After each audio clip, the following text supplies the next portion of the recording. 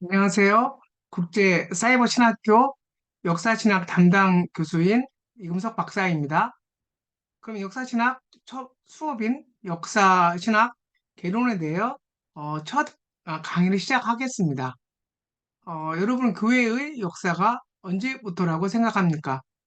성경적으로 본다면 아브라함에서 다윗까지 천년의 시간과 다윗에서 예수 그리스도까지 또 다른 천년이 흐르고서야 이제 본격적인 그리스도의 교회가 시작되었다고 할 수 있습니다.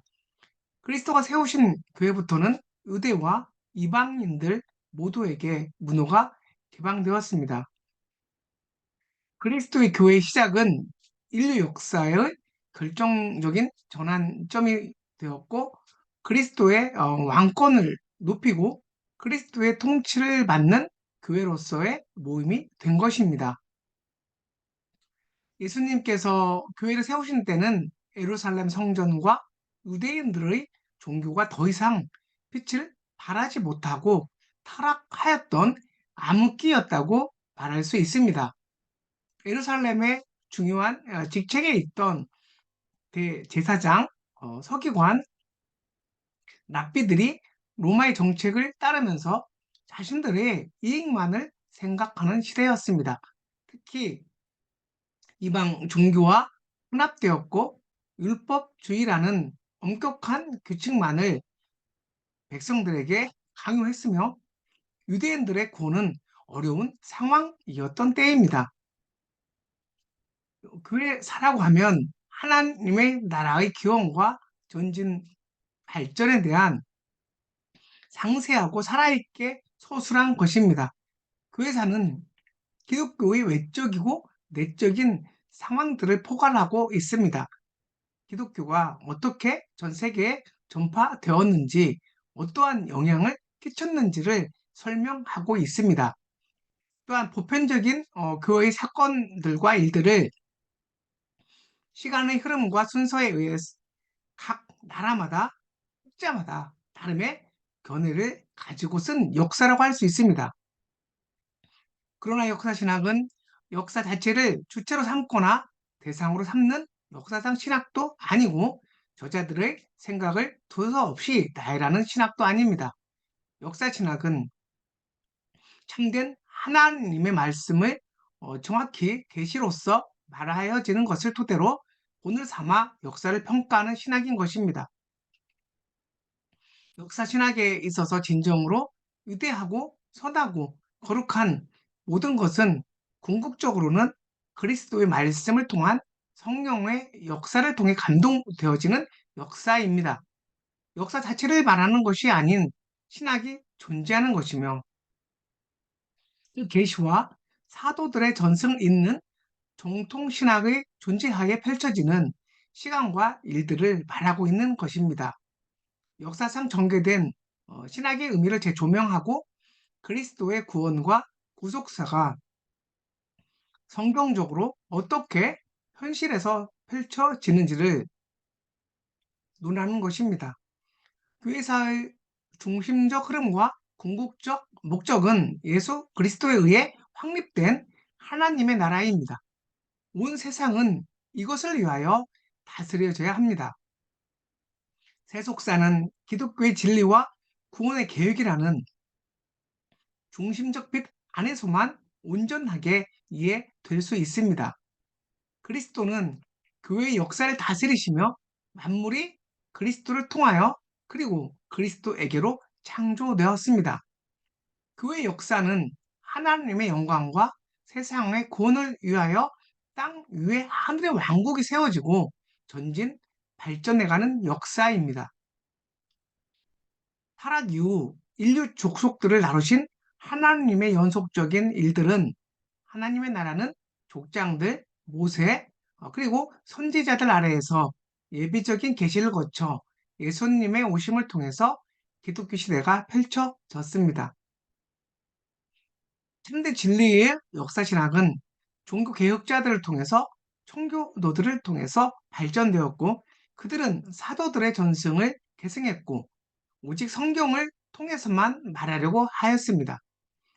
교회는 칼빈과 존 낙스, 존 오웬 같은 개혁 청교도들과 장로교도들을 통해서 발전되었고 그들은 성경의 진리를 바르게 나타내고자 힘썼습니다. 이제 기독교 사회의 시대를 구분한다면 그 진정한 시대 구분은 역사 그 자체의 실제적 과정으로부터 비롯되어야 하고 역사 발전의 다른 단계들이나 역사적 삶의 다른 국면들을 제시해야만 합니다. 로마 카톨릭에서는 종교 개혁을 중요시 여기지 않습니다. 그것은 종교회에서도 마찬가지입니다. 그러나 나는 종교 개혁의 신학이자 개신교의 핵심 신학인 개혁 청교도 관점에서 역사 신학을 펼치며 시대를 구분하려고 합니다. 기독교 사에 앞서서 시대를 구분한다면 족장 시대가 있습니다. 이 족장 시대는 타락으로부터 대홍수로 이어지는 시기가 있었고 대홍수로부터 아브라함을 부르신 시기와 그에게 본토 아비집인 메소포타미아를 떠나 가나안으로 가라고 한 시기, 아브라함의 부르심으로부터 율법이 주어진 시기까지입니다. 그 다음은 모세 시대인데 모세 시대를 구분하자면 율법이 주어짐으로 표시되는 시기, 세 나라에 대한 소개와 히브리 왕조가 건립되는 시기, 그리고 바벨론 포로기로 나눌 수 있습니다. 이 시대에 율법이 주어지고 모세 시대가 확립된 일 다음으로 선지자들의 시대가 있었습니다. 선지자들의 역사와 그들의 계시의 기록들은 점진적으로 증가되는 하나님의 영원한 주권과 자비하심에 대한 발전의 역사를 보여줍니다. 선지자들을 통해 세워진 증거나 그들과 하나님께서 인간들과 교통하심으로써 만들어진 초자연적인 교통하심의 실제와 확실성에 대한 것입니다. 그것은 우리 주님과 그의 사도들의 신적 사명에 대한 실제와 확실성이기도 합니다. 또한 하나님의 조명하심이기도 합니다. 기독교사의 시대를 구분한다면 사도 시대 이후 현재까지의 교회의 역사는 고대사, 중세사, 종교개혁사, 근대사, 현대사로 나눌 수 있습니다. 첫 번째는 고대 기독교 역사, 그리스도의 탄생으로부터 대그레고리오스까지 AD 1년에서 590년, 사도 시대로부터 6세기 후반까지 서방교회의 교황권이 완전히 성립된 시기와 이슬람주의 생성까지입니다. 두 번째 시기인 중세 기독교는 대그레고리오스로부터 종교개혁까지입니다. AD 590년에서 1517년, 대략 900년의 기간입니다. 이 시기의 가장 중요한 상황은 성경적으로 볼 때 교리적으로나 도덕적으로 심화된 교회의 부패입니다.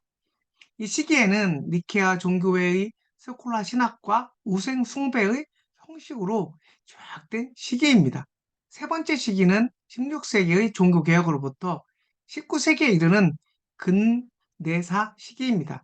근대 역사는 주로 유럽 국가들 안에서 이루어졌지만 17세기부터는 북아메리카에서 역사적인 발전을 하게 됩니다. 그때의 기독교는 로마 카톨릭과 개신교 그리고 동방교회로 크게 나누어져 있다고 볼 수 있습니다. 마지막 시기는 19세기 후반부터 21세기에 이르는 오늘날까지입니다. 이와 같이 기독교는 이 지상적 삶에 있어서 다양하고 많은 단계들을 거쳐왔습니다.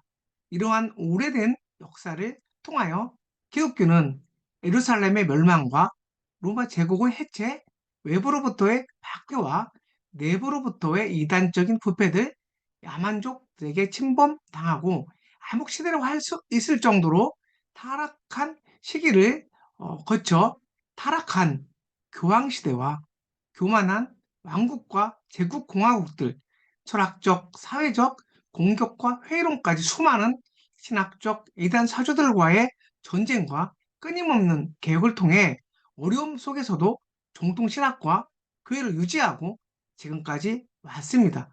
기독교는 살아있고 그 어느 때보다도 하나님의 사랑 안에 있습니다. 인간적인 어리석음과 생각들을 넘어서 전진하고 행군하고 있는 것입니다. 바른 역사 신학을 공부한다면 교회는 일어서며 놀라운 시대를 맞이할 것입니다. 수업의 목표는 참된 기독교, 참된 말씀, 참된 역사적 관점을 가리키고 알리는 것입니다. 감사합니다. 오늘 강의는 여기까지 하고 역사신학개론의 첫 강의를 마치겠습니다.